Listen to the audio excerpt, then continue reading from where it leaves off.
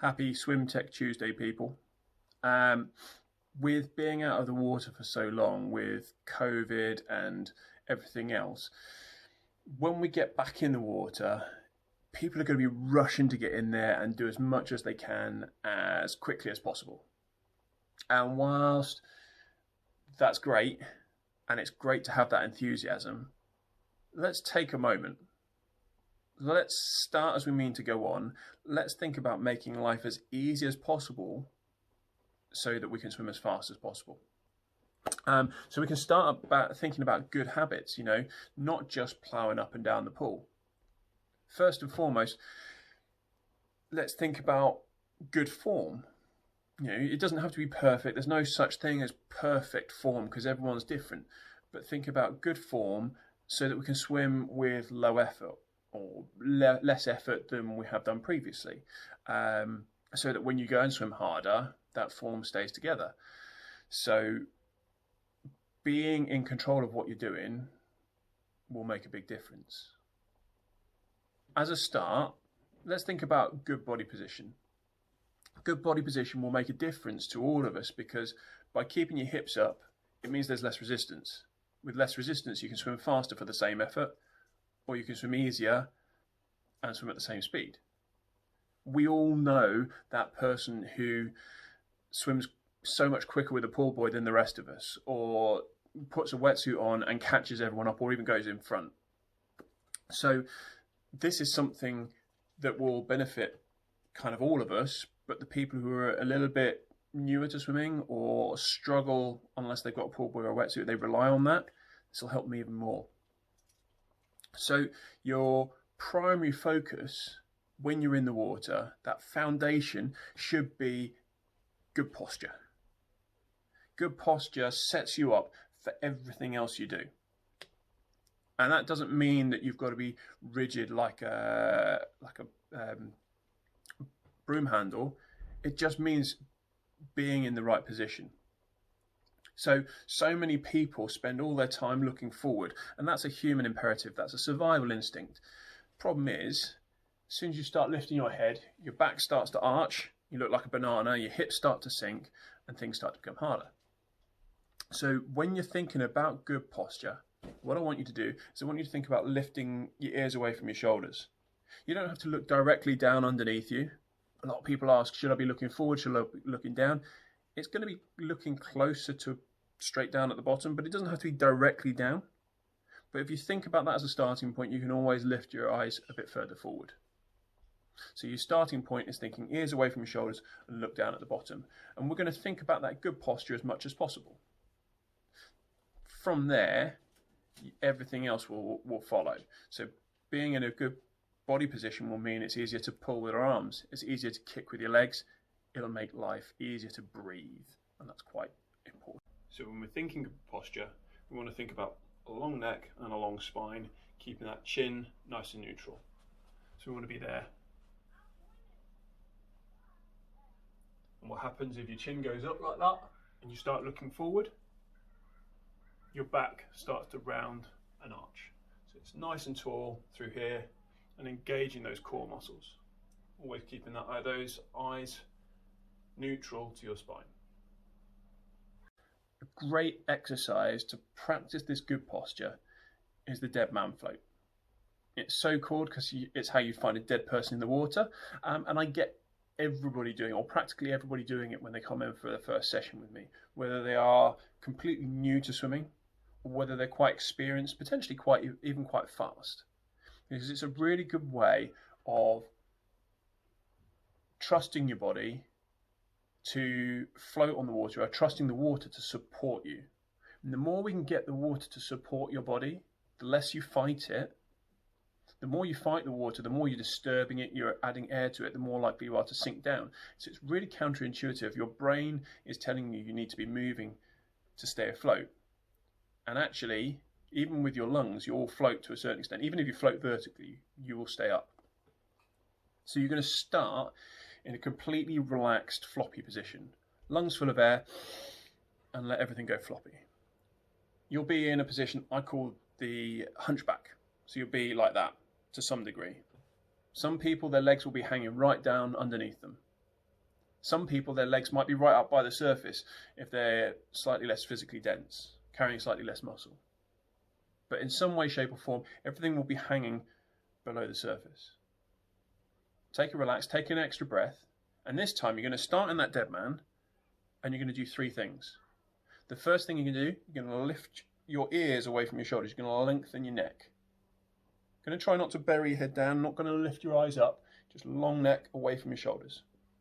The second thing, you're going to lift your arms up as close as you can up towards the surface. As your arms come up, try not to let your head come up with them. And the third thing you're going to do is you're going to engage your core. So you're going to, in that lying position, in that relaxed position, you're going to pull your belly button towards your spine. Hopefully, as you do these 3 things, your legs will start to float up behind you. In a perfect world, your heels will break the surface. But this isn't a perfect world. We're all different. Some people won't get to that position. Some people might still be a foot, maybe even more below the surface. But hopefully what you'll feel is by lengthening your spine and engaging your core, your body starts to float into a better position. And that's where we're aiming to be.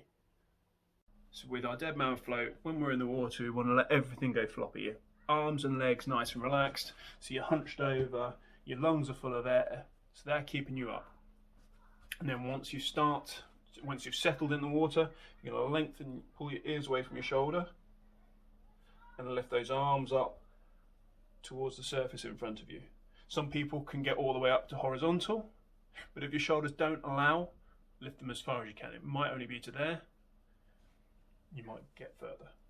And then in from there, thinking about lengthening your spine, engaging your core, and hopefully from there your legs will start to float towards the surface. If you practice that dead man a couple of times and feel really relaxed, really comfortable, and feel like your body's coming up into that horizontal floating position, that's great. And we can take that further. As your legs start to come up, what you can do is you can start kicking your legs very, very gently. Not trying to do a 50-meter sprint or a 25-meter sprint, just very gentle kicks. And hopefully what you'll feel is your body start to move forward for very little force. Because your hips are nice and high, everything you're then doing is generating forward propulsion. And because there's minimal resistance, your body will move forward very comfortably. If that's easy, and you can hold your breath for long enough, health and safety, if you don't push holding your breath. We're not trying to cause anybody to pass out or cause any problems. But if that's easy, hold your breath, get in that position, get your arms coming up, start kicking gently, and do a few strokes without breathing. And what will happen is hopefully, fingers crossed, your body should start moving naturally along the surface of the water. And what we should find is that is then something that hopefully you can maintain for a few strokes here and there. And this is where streamlining off the wall becomes really important, because it gives you a reset every single length to think about that body position. We want that posture all the time, not rigidly, but just as something to think about. When it comes to normal swimming, you're not going to do that every single session. You could do that as a starter if you want. We're not going to do that every single session. That's just an exercise to get you thinking about being in the right body position. When it comes to normal swimming, use your pool buoy as a tool. I know I made the joke or made the comment about people relying on a pool buoy at the start of this video. But use it as a tool. Use it to practice things. When you put a pool buoy in, feel where your body is in the water. And then take the pool buoy out and try swimming without it and try and mimic that position. Try and keep your body in the same position it was when you had the pool buoy in. You could go 50 swimming with a pool buoy and then 50 swimming without. Maybe do 6, 8, 10 50s and alternate pool buoy in, pool buoy out, and keep them all as easy and consistent as possible, or try to. You could do series of 4 50s or 4 100s. And you could start with a pool buoy at the top of your thighs on the first 50, then move the pool buoy down to your knees, and then move it down to your ankles, and then do one swim. And by doing that, you increase the distance between your lungs, which are a buoyant point, your center of buoyancy, and the pull buoy. And as that pull buoy goes further away from your lungs, you're going to try and stop your hips dropping in between them. So again, that's just a motivation, a reminder to keep that spine nice and long and engage your core. That's what all these are. It's all thinking about making sure you've got these tools to remind you rather than relying on them all the time. Another skill that I really like is swimming no breathing or minimal breathing. Again, with the caveat that health and safety reminder, we're not trying to hold your breath for as long as possible. Every time you do a set like this, maybe try pushing off the wall and doing 3, 4, 5, 10 strokes without breathing. By keeping your head still, it reduces the number of moving parts. So it means that you can focus on just keeping that spine long and letting your arms do the work, let your legs kick gently behind you. Hopefully that will feel nice and easy. If you want to, from there, you could start adding breaths in. So you could do a length breathing every 7 or 9 strokes, then maybe a length breathing every 5, and then a length breathing every 3. Or if you're someone who can currently only breathe to one side, start breathing every 6, and then every 4, and then every 2. And as you add in those extra breaths, remember to keep your stroke the same. Try not to let everything break down in between strokes or in between breaths. Have a go with this when we're allowed back in the water. Maybe save the video, and if you thought the information was useful, click like, click subscribe, put in the comments anything that you find might be useful for videos for the future, and I will keep you posted with the next video.